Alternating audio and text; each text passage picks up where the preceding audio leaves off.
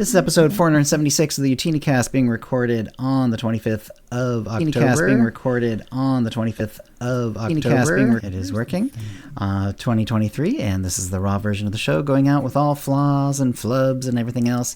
And then we clean up the audio, put it out as a podcast tomorrow.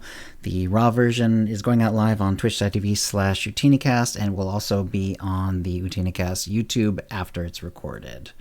Right, and since it's top of the hour, I think we're almost ready to go. Let me have a little water, and are you ready, Kitty? I'm ready, baby.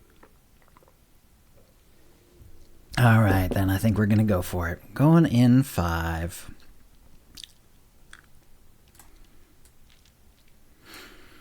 Hi, and welcome to the OotiniCast. I know you because I knew your master. This is episode 476, being recorded on Wednesday, October 25th, 2023. I'm your host, Chill, and with me is my co-host, KittyKissz. Hey, Kitty. Hey, Chill. That was Thrawn, right? It was, and from the pretty much the tail end of Ahsoka. Mm-hmm. And what you been up to since the last show? Oh, I have been doing a lot of Sentinel. Sentinel is my favorite combat class to play.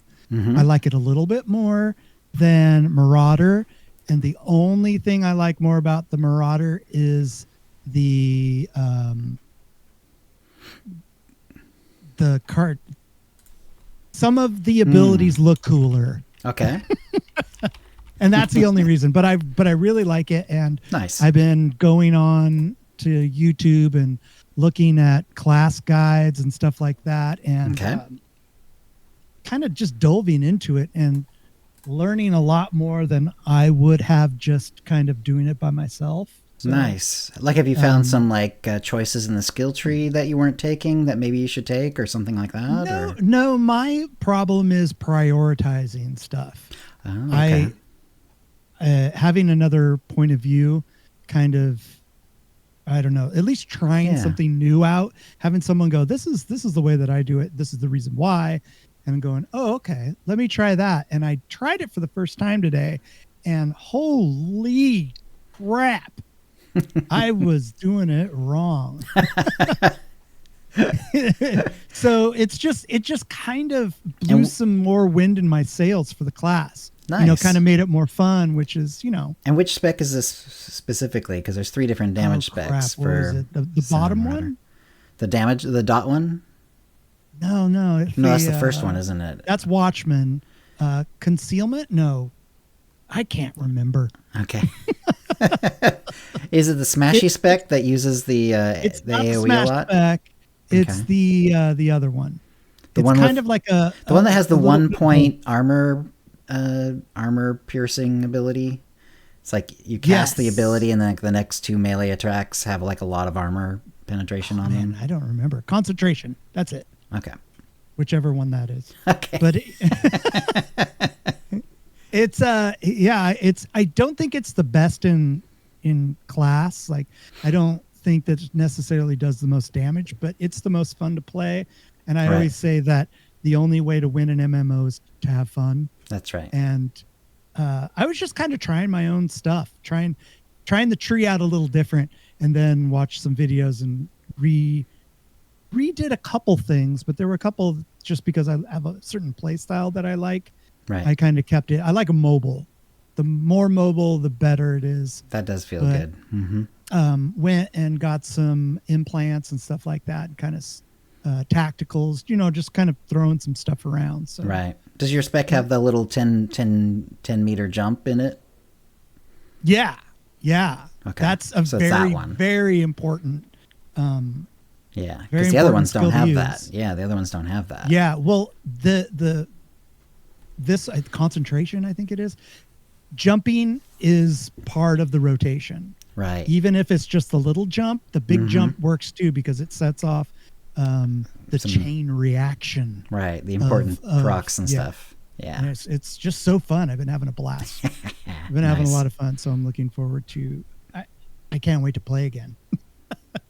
Super fun. Another thing that I kind of looked into was I really like to get all of my customizations for all my companions. Right. and I was going through looking at stuff that I didn't have, and one of them was the Black Sun graffiti customization for C2N2, and the other one, it's basically looks like your robot has been spray painted, right? Like Tagged by the Black Sun, yeah. And I asked chat how to do it because I couldn't figure it out. I was online looking around, and somebody's like, "Oh, you have to defeat 500 Syndicate members, NPCs, which are like Black Sun and those across the galaxy or a certain planet only." Well, or I think Coruscant definitely has them, but they count. Yeah, and then there's another one. Nar Shaddaa has them, and then there's another one, but I'm not sure. But so I'm gonna go and get that. And I'm kind of amazed we don't have that one just automatically, just from leveling so many characters. Well, I don't ever use C2N2. So it has to be with C2 out. Yeah, you have to have C2N2 out, and then you defeat 500 Syndicate. That would explain it. Yeah, for sure. Yeah, so I'm gonna go out and do that. And I'm looking forward to it. And then, of course, that sounds like fun, actually. Yeah, go on the dark side and do it too. So I don't think it'll take too long. So there's a 2V version and a C2 version. Yeah. Cool. Yeah. So you got to have both of them. Well, yeah. I mean, if you're gonna get one, you might as well have them both. Does it unlock for the whole account or just for that character? Do you know? I think you can unlock. You can get them on for everything account, once it's because it is achievement sort of. Yeah. It's sort of legacy based, but exactly. Cool. Because I don't want other players to see my C2 and think that I'm a chump player. I got to be like, check this out. That does sound pretty cool. And I don't know if I've ever seen anyone like use that one before. Yeah. So. Throughout the years, after I learned how to get it, throughout the years, I realized that I see people running around with C2N2 out. And I'm always like, well, that's a kind of an interesting choice as a companion to use. Mm-hmm. But I guess this is why, Yeah. People. I mean, there's other ones too. Yeah. There's the Butler one, and there's a couple of others. That. Yeah. Interesting. But, okay. So I might have to try that out myself. That sounds like fun, actually. Oh, you're going to do it. I know you. You just learned something. You're going to go do I like that kind of thing. Yeah. Exactly. I do too. But it's just, we've been playing the same game for 10 years plus. And when you learn something new about it and give you something to do in the game, it just kind of, it makes it right. It reinvigorates your enthusiasm. And that's exactly what's happening now. Like I know what I'm going to do tomorrow. Right. Yeah, I'm gonna exactly. Can't wait to wake up and just get at it. But having fun, going through galactic seasonings. I think I'm in this. I think I'm over halfway now, and I'm really not trying, right? Because I don't want it to end, and then I'm going to be sad. I'll probably end up going to Starforge or something, and doing some stuff over there. But we'll wait and see. Who knows? Nice. But that's about it for me, Chill. Okay. What's going on in chat? All right. Well, we got some folks here already lining up, and we started the stream right when we started the recording, so people are still coming in. Zero One Elisa Dre, DM Chromie, Drapsnat, Eric PA 972, Gas Guy is here, Lofa, Arjar is here, Squishy Twitchy are all here. Also, let's see, I didn't see Mr. DeSith show up on the list for some reason, but he is in the chat, so hi, Mr. DeSith, too.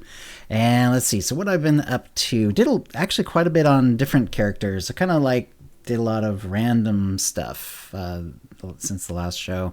So I did some hardcore Wrecker, so Wrecker's right. Sort of, he's the no death character and no help from companion. Other than that, he can do whatever his class allows. He's I think he's Prelude to Shadow Revan or something like that, or maybe he's now on Rishi. I think something like that. That was towards the beginning of the week, the 2 weeks. So I did a little bit on no death Fezzik, or sorry, no weapon Fezzik. So he is. You're crazy. Yeah. He's actually close. He's sort of around the same area. I think he is now going to be starting the chapters. And I did a fair bit on Freddie Mercury as the front man, so a tank, shadow tank. I love that character. Yeah, it's a lot of fun. And when he does the little the channel for the what's it called? I can't remember the name. You throw the rocks, basically. He does this little dance. He does this little dance animation. It's very Freddie Mercury. It's very awesome. When he does the ability? Yeah, the channeled rock throwing ability, it's like your character does this little dance where you're like throwing out one hand, then the other, then the other, then the other. Oh, right. Yeah. So it looks okay, like you're dancing. It's very Freddie Mercury. It's very awesome. That's great. And also that ability, like now that okay, so my Shadow Tank was like my main, like back in the day, and like the first 2 expansions, and then we swapped and blah blah blah blah blah, and I haven't done a Shadow Tank since because I had done it so much that I was kind of tired of it. And even when I'm like even though I level a lot of characters, I really haven't leveled any Shadow Tanks since then. It's been ages, so this is like the first time I've done it since then. So there's a lot of things that have changed and so on. And what I'm finding is that ability, the channeled rock throwing ability, is super important, and it by far is the most damage ability that he has, and it takes basically 2 globals to cast it, to channel the whole thing. It does it does 4 ticks over those 2 globals, and even on a per global basis, it's the most damaging ability he's got. It's slightly behind it is project, the big rock throw thing, but even then, project is not as good damage wise on it. So like every global that it's available, I should be casting it no matter what.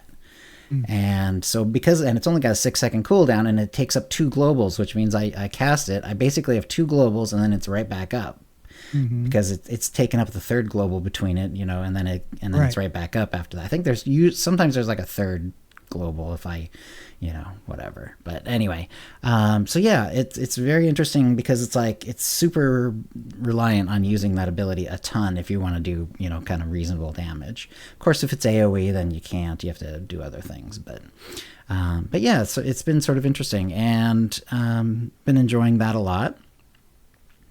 And then off stream, because this is kind of boring, but I've been doing a bunch of heroic dailies just to get more of the remnant sets. I think I mentioned this in the last show as well. I've still been doing that. It's very slow going, but usually like if I have time, if I do it at all, I usually have enough time to do like 2 planets worth. And after that I'm bored, so I don't do any more than that. But I do like 2 planets worth. That's like 10 to 12 missions, something like that. And you should have a shot of cold coffee or something and just nail it down, and you'll be like, woo, I'm ready to go. Let's do some heroics. Do some dailies, baby. Yeah. So I find that and then you open up, you go to Dr. O and all the other Alliance leaders, you get the boxes, and then you open up the things, and you get a bunch of gifts, you get some other, and so yeah, and I'm finding it's like, okay, like some of it is like junk, essentially junk. It's like those the Roche Ice Cat speeders, and I've got tons of those, and they don't sell very well in the GTN, so they're kind of a waste. That's about 1 out of 10, and so the other 9 out of 10 are the actual, you get the armor. I'm not including the gifts, just the extra thing that you get. So in this case, it's the armor, and there are some other things, like there's a Voss planetary display and some other things that you can get as well. But anyway, so most, like 9/10 of the time, it's a piece of armor, but I've got enough armor sets now, and enough chunks of the remaining armor sets as well, that like I look at them, and so like if I have 9 left, about 4 of those or 5 of those are going to be sets that it already says unlocked in collections, either completely unlocked or unlocked for character, which just means I can unlock it at any time by spending the cartel coins. And it's not that expensive, but I usually am still going to wait probably until the sale anyway.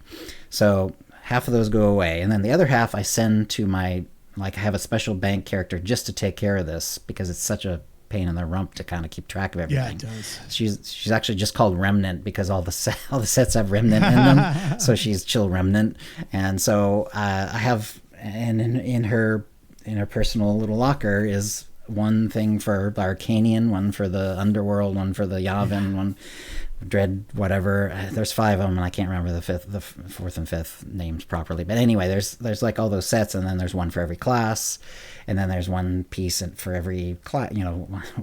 7 armor pieces for every class, because they all have 7 pieces of armor in them. Right. And so like some of them are blank because I've taken care of those. Those are now unlocked, but I have them all like set up just exactly. I did the same thing. Yeah, I did exactly. the exact same thing. And so usually, like I said, so like 4 or 5 out of the 9 are already unlocked sets, so I have to dump those, send the other ones to Remnant, and then she looks at and tries to put them in the thing. And so at this point, really, it's like, if I'm lucky, 2, but usually like one piece will actually be one I don't have. So it like fills in a little gap somewhere, and it usually doesn't fill and then once in a while it'll actually be the last one, and it'll actually fill out an armor set, and I'll get another armor set taken care of, which is great. But basically it's like 1 to 2. I do like 10 heroics, and it's like or if I'm really lucky, like 2 pieces will be like ones I don't have. So it takes a long time to do this, but it feels good. I'm not usually much of a completionist, and there's a reason why. It's not really in my nature. But this feels good to sort of like work through this sort of bit by bit and have a character kind of all ready to do. I'm also kind of using that character to take care of some other like banking stuff that's been causing me issues. One of the things is that I have certain like Galactic Season sets and stuff like that I've unlocked, but for some reason, like the pieces got unlocked by different characters, so they end up on different. They ended up here and there and everywhere, and therefore the sets didn't unlock for the account or for the legacy. Big pain in the butt. So every time I see a piece of Galactic Seasons gear, it's just going to Remnant as well, and she's keeping track of them, and eventually we'll unlock things that way. So anyway, that's sort of, but because this is all very, very dull, I just kind of like, I watch videos and I do it off stream, and I just do that. But it's kind of nice, and I'm finding like you can do these missions pretty rapidly. Yeah, you can do them really quick. Yeah. Do you find that there's one particular armor type, for instance, like a boots or belt, that seem to drop less than the other pieces? No, for some reason, I don't know. Not for me. Maybe it's just luck. Mine was belts. You're having trouble with belts. I had a harder time with belts, but interesting. Yeah, no. When I look at her inventory, and it's all laid out, a page for Arcanian, and then it's like line by line is for each different class, so bounty hunter and agent. Actually alphabetical: agent, bounty hunter, and counselor, and all that, and then top to bottom, it's set piece, so I can tell at a glance, like, okay, I need the helmet for this one, or the belt for that one, or whatever. Exactly. And I haven't noticed anything weird like that, where it's like, oh, I hardly have any boots or whatever. But the last piece that I had to get was a belt, and it took me, I want to say, over 100 boxes to get the one piece I needed at the end. Yeah, it's going to be brutal. Luckily, I saved them up always, because I'm a hoarder when it comes to this stuff. I'm like, I don't know if I'm ever going to need it. So I just throw it in one tab, and I had almost 1,000 of each. Wow. So I just went. That's lucky, yeah. Because I'm nowhere near that. I'm looking forward to the point where I can say, oh, I don't need any more of the alien Dr. O ones, and I can just ignore those missions and just do other ones. But I'm not there yet. There's sets that drop from everyone that I still need. So yeah, it's gonna be a while. Happy hunting. Yeah, and it's kind of funny because like. In my head, it's like, okay, well, the nice thing is they're like legacy bound. So when you pull them out of inventory, like they're legacy bound. So if you want to, that you can then send the things off to other characters. But usually, like as I level up a character, I'm putting in different armorings and stuff. So by the time I'm done with those and we start to move to other kinds of gear, like Osis gear or whatever, it's kind of high level stuff, and I don't want to just send it to some low B new character, because they're either going to have to sit on it, or they're going to have to spend like thousands of credits to pull the gear out, or they're going to have to just replace it anyway. And if I'm going to replace it anyway, why am I not just pulling out a fresh new set from the account or from the collection? So whatever. But it still feels nice to be able to sort of slowly gather it over time. Mm-hmm. It is, and I'm getting lots Barbie, of gifts too. Must have, for sure. Yeah, lots of gifts too. And those gifts sell well. They sell pretty good on the GTN. Nice. I've just been gathering them right now because like I basically do it on 2 characters, because that's enough to sort of deal with it. Because I usually go to the low level planets just because they're a little faster. Yeah. The fights go faster because like everyone's ranked down, but it's still easier at low level planets. And then so I have basically like 2 stealthing characters who have maxed out gear, and although they won't once 7.4 hits, I guess. And and then and we just work on those. Anyway, All right. And besides that, I also made on Starforge, so preparing for the next PvP season, a mercenary smuggler. So I have a Lara Croft. So I've done Lara Croft before, but it's been years. And back then you couldn't do you couldn't do a mercenary who wasn't a bounty hunter. And so now I'm doing her as a mercenary smuggler, and I've got her ready for the next PvP. She's like level 26 or 8 or something like that. Good level for like low B PvP. So I'm looking forward to do that. Hopefully we can do that together. Yeah, I would love to do that again. Yeah, and they've announced that the next PvP season is going to be starting on the 7th of November. So it's 2 weeks out. And this is as good a time as any to mention that the OotiniCast is going on a brief hiatus. I'm going to be traveling.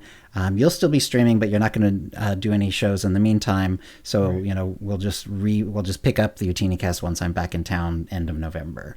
So I'm going to be taking a big trip, and I'm sure I'll have lots to talk about it when we get back. But yeah, so the OotiniCast is going to be missing like the equivalent of a couple of episodes, and then we'll be picking it up at the end of November, first Wednesday that I'm back, basically.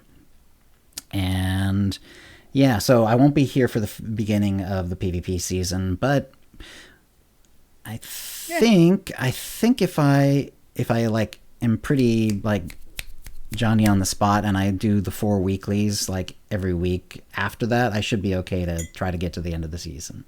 It might be a good thing to try anyway. So yeah, so maybe we can do some low B / high B PvP in the next season. I'm in. Yeah, that'll be good. All right, so that'll bring us to the tip of the week, and I just did a couple of quick tips here. So I think I might have mentioned this the other day, but I just wanted to kind of lay it out. So for a long time, I've kind of mentioned how like every time I quick travel, I have a stack of gifts, and as soon as you finish the quick traveling cast, you have a little brief moment where you can just start a gift giving, and then it'll just happen while you're quick traveling. And so you do that by putting that on the action bar and just hitting the keystroke. That's now the old method. The new method is, yes, put the gifts on the bar, but then hover over it with your keybind. I'm not usually much of a clicker, but in this case, I find that when you do the quick travel, and if you actually hard click the gift stack, you can keep giving gifts even though the screen is blacking out. You can't actually you can't keystroke it, so you can't use your keyboard or a keyboard equivalent, but you can actually still keep clicking on where it is on the black screen. It'll keep giving gifts. So if you're at level 20 and you have your maxed out gift giving speed, you can get like 3 gifts out during one quick travel. So ding, ding. It's just something. I hate waiting for the quick travel thing to finish. So it just gives me something to do. Basically, it's all that is. One other thing is about quick travel points is, so we've had the new version of the map where instead of having a quick travel map that comes up and it just shows you your quick travel points, it now shows the map like a regular map, and and it can even be the map that shows on the side of your screen. Pretty much any of the maps in the game will actually show the quick travel things. But there's a bit of a snag. It's like that didn't happen in the old version, but it does happen in this version. The old version, it automatically just showed you anything that was unlocked because it was a quick travel map, and that's all it was meant to do. And so therefore it just showed you all the quick travel things that you had unlocked. Now, when you bring up your map, it's your map. And so when it shows your quick travel points, it's also like still blanking out parts of the map that you haven't located yet. So not only do you have to unlock the quick travel point, you have to unlock enough of the map around it to show the quick travel point.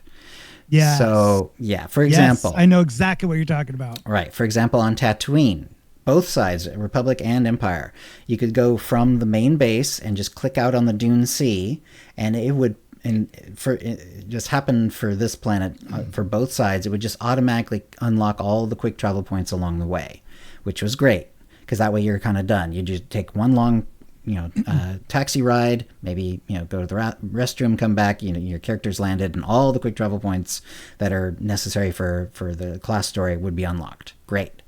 That doesn't work anymore because taxis don't, when you're on a taxi, even though you're going through the area, you're not unlocking the map. That still is the case. So but you have to unlock the map in order to actually show and therefore click on the quick travel widget.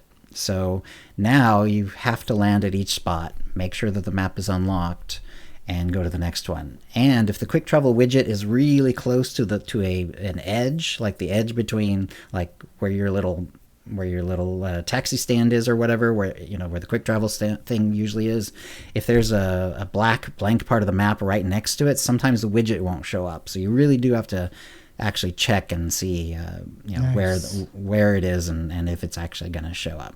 It'd be nice if they would just kind of default it so it shows up no matter what, like regardless of the map unlock, but that's not how it works right now. And I don't know if it's possible to make it work that way, but if anyone from the dev from Broadsword is listening, we would love it if it worked like that again, because it was a lot easier when it just automatically showed up, regardless of the actual map unlock. So yeah, for now, make sure that when you're unlocking quick travel points, that you're also unlocking all the nearby map areas. So there you go. All right, so if you have a tip, please send your tips to OotiniCast@gmail.com for the end of November. In this case, for a chance to win a Tonfon or M83R droid pet code or an M2B9 droid code courtesy of Bioware, and a 450cc code as well. That'll bring us to the Mind Trap, and we had a poll that said, would you like to see cross-server queuing for multiplayer content or just server mergers, or would you rather see optional cross-server queuing, or none of the above? And we had 161 votes, pretty good amount, and thank you everyone for voting and for retweeting and all that good stuff. We did show up on Mastodon with a small amount of votes, which basically mirrored more or less what we have here. So going with the numbers from the Twitter/X poll, cross-server queuing came in first with 32.9% of the vote. Mm-hmm. Server mergers was just behind that with 28.6% of the vote. Optional cross-server queuing was 21.7% of the vote, third place. None of the above, in other words, people who don't want any sort of cross-server queuing or server mergers, only 16.8% of the vote. So most people want some sort of either server merger or cross-server queuing of some kind. So cross-server queuing won, and if you include both regular and optional, that would actually be that's 54% of the vote or something like that. Yeah. So, and then with server mergers being a pretty significant minority at 28.6%, which is actually what I voted for. I think cross-server queuing sounds great and stuff, but at least for the US servers, since there really isn't a Satil Shan West Coast server anymore. Ages ago, when there were different servers, and we had an actual West Coast server, and it actually affected the ping time and stuff like that. Then yes, it actually it was nice to have an actual West Coast server. But when they initially made it East Coast, and then everything was on the East Coast, it really didn't matter anymore. And then also now they went to the cloud, but the cloud service is also based on the East Coast, so it doesn't change the ping at all. I have the exact same ping now that I did before. Exactly. So they didn't recenter it back to the West Coast, which means it doesn't really matter at this point. And so if there's any sort of issue with any sort of queuing, it's maybe it should just be one US server. For me, that's that. The European servers might be a little trickier because you're talking about people playing in different languages for the most part. So yes, you could do server mergers, but then it might cause a lot of language barriers and language weirdness. So I can see where server mergers might not work over there for sure. I wouldn't mind cross-server queuing though as well. It feels a little stopgappy to me, but it's not a bad way to go, and it certainly could work. And that way we could just kind of keep everything, wouldn't have to worry about making a move and seeing if our characters get to keep their names and stuff like that. Yeah. And what was your choice, Kitty? I didn't even think of that. Mine was optional cross-server because okay. I was kind of thinking, maybe some people don't want to have to cross-server queue, so that, that would kind of make both people happy. And I would definitely like cross-server queue. Maybe kind of star for, you could choose the queue maybe. Yeah. So you go Darth Malgus and Starforge, or just Starforge. But it'd be interesting. It'd be interesting to see like if they could do the optional one. Like, would that make some of the queues, not have enough people in them, or it would be. I would hope that they would still be able to do that if they decided to go that way. Because otherwise, because they could try it and then it might turn out that like some of the queues just aren't popping at all, and then they'd kind of have to turn it off and just either make it cross server or non-cross server. But it'd be cool if they could do it optional cross server and make it work. Now that after you made your point about the server merge, I kind of think that a server merge would be the most beneficial. Because like, I don't want to keep harping on it, but it's sad that we can't level our characters in PvP on Satil Shan. Right. And it's pretty difficult to do it that way. Since I played over on Starforge and did some flashpoints and stuff with the guild that I joined, it kind of made me want to have Satil Shan more populated. Right. And I think a server merge would be a great idea. Cool. I think that'd be good. Yep. All right. Let's see. And Kitty Treats, your co-streamer, said... My betrothed? Your betrothed, yes. Said, I think cross-realm would be really good for SWTOR. This is unrelated, but I'd like to see more emphasis and hype around events in-game.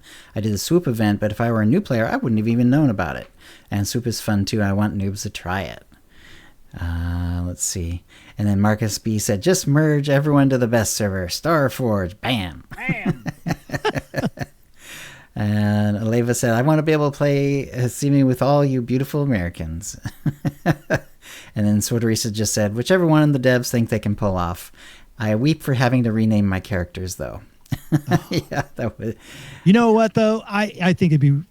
I would gladly do that. Right. Just to have a server merge. But yeah, and of course, if there is ever a server merge, we know the process that you should take. So let's assume it was going from Satil Shan to Starforge. I think they would do it that way just because it seems like Satil Shan is smaller and therefore easier to move fewer people.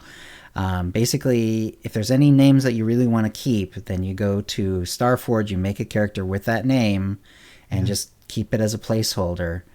And then when your character finally gets merged over, it'll tell you, oh, this name's already taken. And then just before you do the forced rename, you go to that placeholder one, you delete it, and then you rename your character with the same name. And that's... And of course, if there already is genuinely a character over there that someone else is using, well, can't do anything about that. All the chill Mercuries that are on Starforge. It's one of the good things about having this sort of random way of doing my name, because like I just use chill as a placeholder, and then it's like whatever name I want. And so with a few exceptions where it sort of like logistically makes sense that maybe someone would have a name that involves chill and then something else, usually it's too random, and for the most part it's been fine. But anyway, yeah. Let's see. And then Lil Uzi Kurt said, not sure how they'd make it work with the ping, but I support cross-server queues, especially for PvP. It would help with matchmaking to create better games with a bigger pool of people to draw from. And mergers would bring on a ton of ancillary issues, in my opinion. Which is both yes and no. I mean, there are ancillary issues for sure, but they've done it before, and I'm sure they could do it again. Yeah. All right, let's see. So let's get to the holo feed. And of course, this one, let me go ahead and move this to the bottom of a page just so it looks nicer. All right, so the big news, of course, was that they had a dev stream. It was roughly a week ago. And it did now show Broadsword and EA in the corner instead of BioWare and EA in the corner before the show. That was interesting.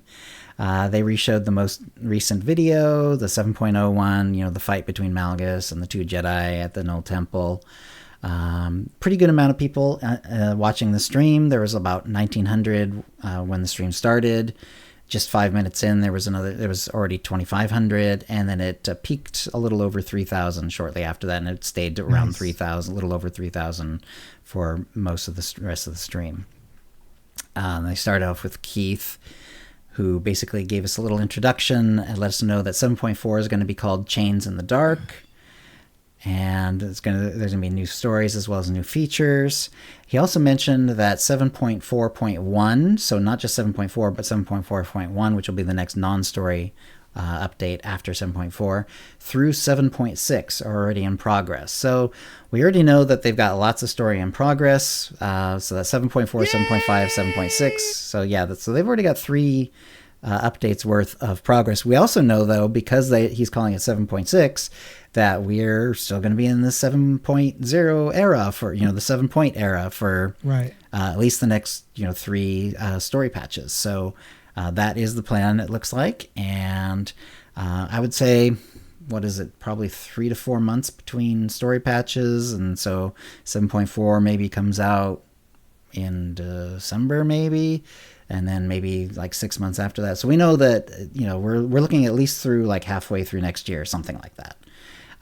So makes me very happy. So yeah, we got the story coming, and it will be 7-point era. So Legacy of the Sith. And Jackie Ko and Eric Musco then came out, and they actually did give some Mandalorian jetpack codes throughout the thing, and it looked like apparently that was like one of the things that they're going to try something different next time, because like they were just sending it out as a text, and then everyone who was wanting one was basically just watching for it and trying to copy paste it first, because it could only work for one person, so you had to be really fast, and you would want to be like already logged into SWTOR on another tab or whatever. You had to be all ready. Yeah, you had to. In fact, you had to be ready with like the code thing in your account and everything. You'd have to be really, really ready to go. So yeah, they give out I don't know exactly how many you give out. It was at least 5, but it was probably more like I think it was like 5. 10. Yeah, I'm not sure exactly how many it was, but yeah, it was. So that was pretty cool. One thing that I think confused a lot of people, at least in chat after the stream, was that people thought that was a code that was going to be used universally instead of a single code. So when they do this kind of stuff, it's literally one jetpack per code that they put in. Right. So the people, like Chill said, they are, I don't know, they're doing something that is, they got like a macro or something going, because that stuff is gone like that. Yeah. Yeah. So it's, there was one of those other, the universal codes, but it was for a poster. I got to do that. And I think it's still active. It's LOTS Vizsla. And the main thing is that it gives you is a Shae Vizsla poster. It also gives you one of the posters from the last this sort of code that they've done before. So if you miss that one, you'll actually get 2 different posters. But the new one is the Shae Vizsla poster. And what is the code again? It's like Legacy of the Sith, so it's LOTS Vizsla, and apparently the capitalization doesn't matter. So just however you want to capitalize that is fine. But yeah. And then even during the dev stream, I already had put it up in my stronghold, took a picture, and then started tweeting it out. Nice. So, yeah. Right. So Chains in the Dark, there's going to be a new bit of Ord Mantell, whether you're Republic or Empire. So this will be the first time the Empire will have ever gone to Ord Mantell. And it's going to be called Kessen's Landing, and has a new daily area, a new world boss, and a continuation of Lane Vizsla's storyline, among other things. Lane Vizsla is the one that, if assuming you asked for it, who is helping you rebuild a Basilisk war droid for you to eventually have, whether that means a companion or a pet or a mount. It's not really clear. But anyway, she's still working on getting that fixed.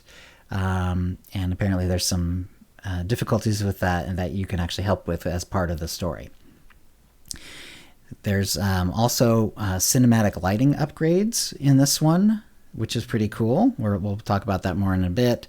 There's a GTN revamp. We'll talk more about that. The item level will be raised. It's been a little while since the last one, so not too surprising that they're going to be doing it this time. It's going to include Life Day, some new cartel items. They did the finalists of the best view in SWTOR content. And then they let us know that there's going to be a PTS as well, a test server. So Ashley Rule and Caitlin Sullivan Kelly, the narrative director and lead writer, talked about the Chains in the Dark storyline. And so Shay has been trying to find the hidden chain, so Hedda Cole's group, basically, who sort of like managed to get away after the last big story beat. The hidden chain are going to be attacking multiple locations at once, and our player specifically, is asked to go to Ord Mantell to stop the hidden chain there. So you go to Kessen's Landing, which is technically overseen by the Republic military, but it has been more or less abandoned by the Republic in terms of this particular part of Ord Mantell, and so the locals have naturally become more suspicious, and there's been a rise of separatist activity. They did a nice little fly-through video, which looks really nice. It looks very Ord Mantellian, but a little updated as well. It looked really good. Ras Ordo will be back. We'll be helping him chase down leads. Arn Paraloon, the Jedi, who is now a Jedi Knight. He was being trained up as a Jedi, and now is a Jedi Knight, which is really cool. Cyborg. Yeah, he's very much a cyborg. It'll be Darth Krovos on the Imp side, helping you out. Captain Blythe from the original story and a couple of others from the original story will be there. So some characters that if you kept your eyes open, or just did a lot of Ord Mantell, you can kind of see these characters come back, which is pretty cool. There'll be a couple of new characters as well. I don't want to get too spoiler. It felt a little like it was getting a little bit into the details, but. Anyway, you get the idea. There's a story, and it leads into some repeatable missions. So daily area. There's going to be mounts, armors, achievements, and as well as a secret story that gets you a special tech that lets you go around the galaxy. I don't know exactly how that differs from just jumping in your ship, but maybe it's it sounds like something that'll be fun to do. The world boss is FR3D0M, or Freedom, a separatist battle droid. And they just said, as a warning, watch your feet, so there'll be lots of circles to get out of. The special world boss mount will be like a floating gun turret, which will be pretty cool. And then Lane Vizsla, who's the one who's helping you with the Basilisk. So she needs help retrieving information on repairing Basilisk droids. And you're going to be finding and persuading the Curator to help. So the Curator is going to be a new character and that's probably enough there. And there'll be an appearance from a somewhat familiar assassin droid. So it's some sort of version of an HK, but it's an HK-24, which is something that, it's kind of like an older version. It's even, it's very old apparently, and red. Yeah, it's red, and it looked really interesting. Yeah, but it's very much in the HK mold. Apparently, it was a Zerka model that was specifically designed to help destroy Basilisk droids, and the idea is if we go into their databases and their into their memories, then potentially can kind of sort of like reverse engineer some ideas about how basilisks are supposed to be put together as well. Then they've been sneaking in apparently some lighting upgrades. Apparently it's been in some of the cinematics already. I would guess probably the most recent story ones, I'm guessing, is how this works.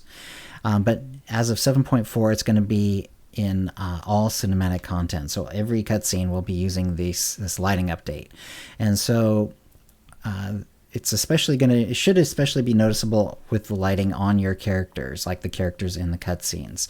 So the idea is that this version of the lighting, the old version sort of used a lot of cheat, like, little hidden spotlights that were sort of off camera, weren't really part of the necessarily part of the actual area that the cutscene was taking place in, but was just there to make sure that there was enough lighting on your character and stuff like that. This version, the updated version of the lighting, is going to use more of the environmental lighting around it, which should show more shadowing on the characters, and it'll give, eventually in future versions, will give more control for the artists as well. So I'm really excited to see like how this looks for the different cutscenes. Like, yeah. I can't wait. Yep. And there is, let's see, we don't have the PTS yet. And it looked like we can, well, actually, I'll talk about it now. So it looked like there was a little thing that Jackie put out. Apparently, they were still working on some sort of bug that was serious enough that they just didn't want to, put it out the test server ready. It wasn't ready yet because of this. And so it looked like, to me, how it read is like they were hoping that the test server would come out very shortly after the dev stream, which is kind of how they've done the last couple, of stories, where they do a dev stream and then the test server comes up very shortly after that. That's what they're hoping for, but because there's this weird bug, they're still working on that. And they're hoping for like early this week, but it still hasn't come out as of Wednesday, the day that we're recording the OotiniCast. So they're still working on that, but test server should be out pretty soon. And so let's see, GTN update. Joe Stramaglia, the systems designer, came up and he went over some of the changes that they've made so far in terms of like trying to keep inflation reined in, credit inflow and credit sync adjustments. There's been some already. There's going to be more to come. The travel costs, durability loss changes, mail and trade fees, the buyout limit upped from 1.3 billion to 3 billion on the GTN. They suggested sale price based on median sales data on the GTN, which was pretty cool. But now there's going to be a pretty big GTN overhaul coming up in 7.4. And he did warn that some of the things he was showing are works in progress and therefore, not necessarily final. But it's going to change, like, searching will show items, how many available, and what the lowest price is. So it's not going to necessarily show you like 120 pages, of something. Hallelujah. Yeah, it's just going to show like, is there any available? If so, how many are available and what the lowest price is. Yep. And it's in reverse. When you're selling, it's going to be much the same way. You're going to put in a stack, tell the amount per item that you want to sell it for, and then the GTN will do the math as far as, how many we purchased, and then fees will be on the buyer side. Right. No calculator needed anymore. Right, exactly. And you can claim your credits for even for partially sold stacks, which means also that people can buy, like if you have like 20 med packs and you're trying to sell it, but someone only needs 5 for their raid or whatever, they can just buy 5 from you. And then if then it times out, then you'll get the rest of your stacks back, but you'll also get the credits, which is pretty cool. Yeah. Something that I don't know if you mentioned it or not, that you don't have to go to your mailbox anymore. You can pull it directly off the GTN. Right. If you're at the GTN, yeah, you can there's a little thing that tells you like what you've sold, and you can just grab the credits from there as well, which is pretty cool. Well, when you buy something, you don't have to go to your mailbox. You just yank it directly. That too. Yes. Awesome. Right. So yeah, when you buy it, it doesn't automatically get turned into mail. Yeah. Which is pretty cool. It does the same sort of check which it would have to make sure it hasn't already been sold in the brief time since you did the search. But yes, and then it will and you'll just be available, which is really cool. All right. So Bryant Wood, the systems designer, did talk about gearing changes in 7.4, basically increasing the things for 344 for Ricotta, 340 for legendary implants. So the implants are going up. The hide and Zeke mods will be at 340. You'll get Op 1 catalyst from Master Mode chapters, which is interesting because you didn't get anything that fancy from Master Mode chapters before. And also you can earn Ricotta gear no matter what you play. So they're going to be some slight changes in terms of everything. But anyway. That's cool. Yeah. Save up that end game currency, everyone. Yep. Then Musco and Jackie came back. They talked about Life Day, cartel market items, and then the Best in View and SWTOR finalists. So there's going to be a new festive outfit, the Life Day Officer Armor. So little fancier. Yeah. Yeah, it looks good. And while they were doing that, which was sort of a shiny bit of armor anyway, they talked about the new color tech. So they have a specularity thing that they can do in die packs, which will alter whether how matte or how metallic something looks. And so they're going to have 6 metallic or pearlescent die packs coming in 7.4. And it can work on any legacy, current, or future outfits. Really amazing that they can pull this off. Awesome. It's so cool. Yeah. When I wasn't the only one going cuckoo when they showed this. Chat was just going exploding. Yeah, chat during was the like, live stream. Yeah, it was going by so fast. It was hilarious to watch. It looks so good. Yeah, so there's going to be 6 of them. A pearlescent red with metallic black dye, chrome white with metallic gold with chrome white, metallic black with pearlescent red, so the reverse of the first one. They kind of did in a weird order, but anyway. Metallic black with matte black, and matte black with metallic black. So yeah, lots of really different options, and yeah, it really does look, especially like the pearlescent red. It looks like a 1980s Trans Am. It's like, that sort of like super slick looking cherry red. It's exactly, highly waxed. Exactly. It looks really good. It does look really good. Yeah. It's going to be especially good for the type of armor that they showed it on, which was, like a very like troopery high tech armor, sort of thing. Some of that new Mandalorian armor is going to look amazing. Yeah. I'm going to be interested to see how the metallic and the pearlescent stuff looks on different types of armor too. More clothy armor or leathery armor, to see like how like, can you have like a really shiny leather armor? Like, is that what I understand? Is that going to be something? I mean, that's certainly what we understood. I remember seeing on Twitter afterwards, like, some people were talking to some of the devs, and some of the devs were talking back, and one of them said, "It's amazing what you guys have done with like the hero system." And one of them said back, is like, "Well, a lot of it's we do amazing stuff by seeing how we can get rid of parts of the hero engine system." So is it even the hero system anymore? Right, exactly. It's like, what can we actually kind of get rid of to kind of put in our own new tech? But anyway. So yeah, it's still hero engine underneath, but yeah, it's almost unrecognizable, I'm sure. Anyway, so yeah, there's going to be a suppression trooper rifle, a Defiant Maverick armor, which is very Mando-like, with owl-like Sabine sort of visor shape to it, which is really cool. I'm sure a lot of people have been looking for that. Oh, put that new armor on that, or the new pearlescent red metallic. Oh. The Westar 19 weapon set with an A, B, and C versions, and a Darth Nul dual saber. We have the single blade before, but now there'll be a dual saber as well. Sort of that really nubbly handle, sort of looked like scales or something. That was really cool. Yeah, and then they did the Best View and SWTOR finalists, which is fun. So the winners will be shown reasonably soon, it sounded like. I really like the Belsavis ones, because like it was all 3 like finalists for Belsavis, very different. Like some like only had a little snow in the background, but otherwise it was like mostly this verdant green. Another one was like almost entirely snow looking. Yeah, it was very cool. And another one was like very dark with it was in the area with like the big all the lava and the big building in the middle. It was really cool. Yeah.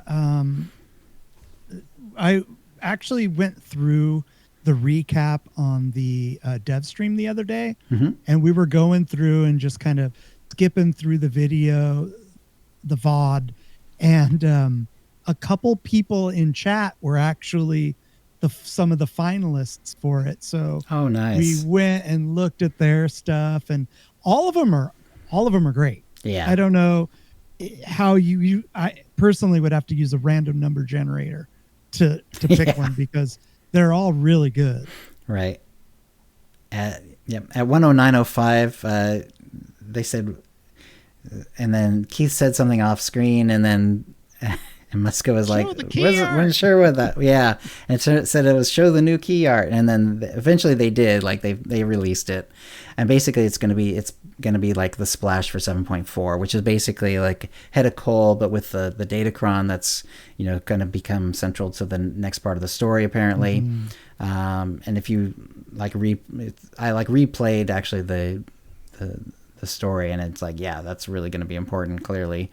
And and then they said that the PTS was coming soon, but like I said, we've already talked about how there's been a little bit of delay. It's not up quite yet. And even once they said it was going to be, you know, sometime early this week, well, we're now already mid this week and it hasn't come out yet, so they're still working on whatever bug is keeping them from feeling comfortable enough to release the PTS. But I can't wait to try it. I am hoping to see it before I have to, or before I'm off traveling. You're gonna wake up and check, and it's gonna be live just as you guys are having to leave for the airport. All right. So since then, there has also been a request from the community team for Cartel Friday feature suggestions. And so, is there something that's been hard to find that they would like that you would like to show up on the Cartel Market? And this would be a good time to go on to the SWTOR.com. You log in and go to this post and tell them what you've been liking. And Kitty, do you have an idea that you were hoping for, or something like that? Yeah. So when I read this morning on my stream, I kind of popped open the what is it? God, my brain is just not working today.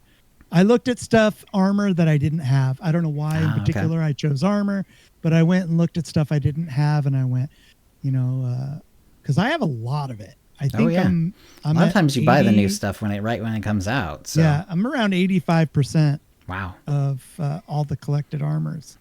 And anyway, there's one. I went, which one do I want? And it's that Tusken set. I have rarely seen it on the GTN, and I have never seen it for sale on the Cartel Market. Nice. So I would love to see that set open. What about you?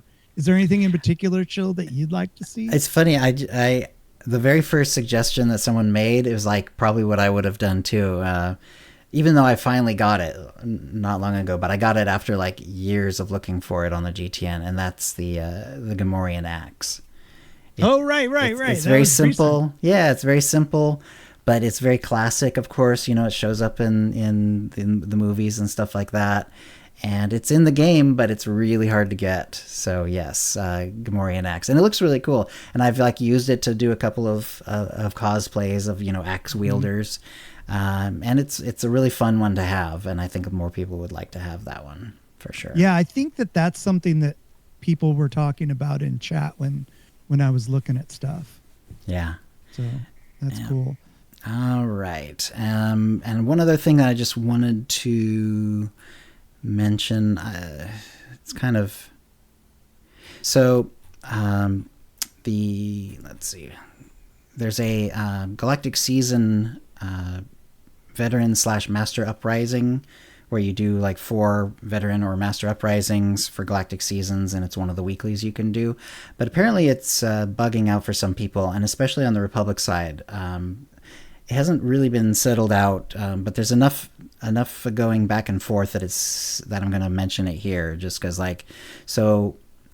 some people have been having troubles. They put a mention up, and then Jackie asked for information so they can kind of try to track things down, and then several people sort of answered back, and it was always like, if they mentioned the Republic side, they were having issues, and if someone was on the Imperial side, they were saying, no, I haven't had any issues. So apparently, especially on the Republic side, there's some issues with the master / veteran uprisings weekly. So if you're going for that weekly, and especially if you play a lot on the Republic side, you might want to try just on the Imperial side, or if you do one, just kind of keep a track keep track of it. Like, do one and see if it actually counted or not before you continue on doing any more.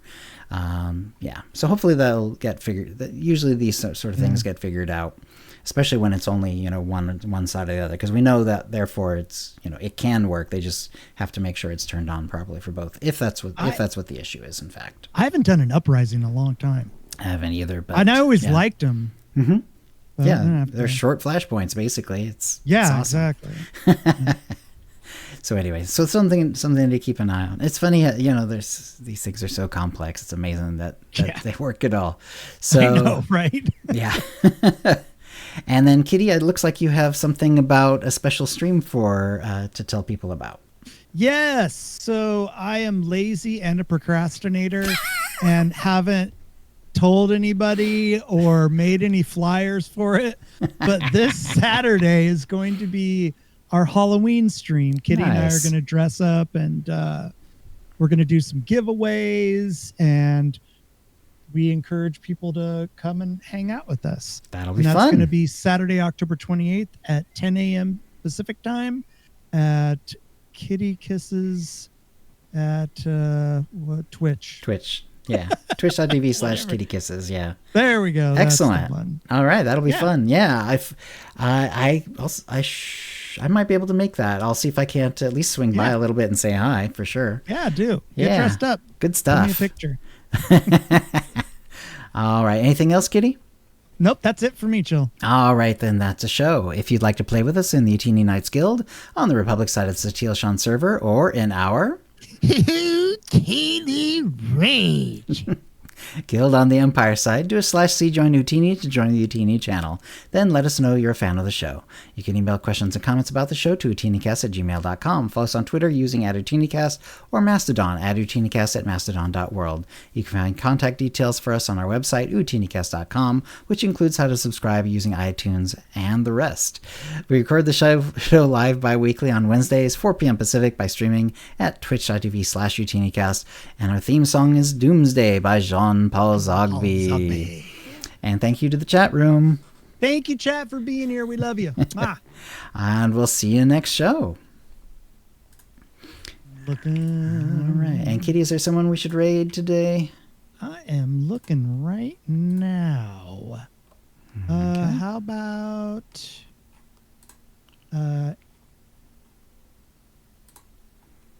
his name's Apodeuce, I see it on the list here. Yeah. All right, let's go ahead and start a raid here.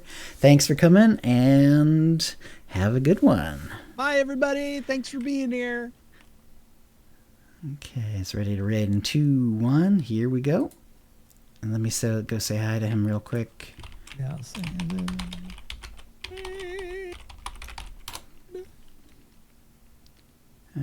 oh, shoot. Looks like it finished. Unfortunate. Okay. Well, we're going to call that good. Let me go ahead and stop the stream, stop the recording.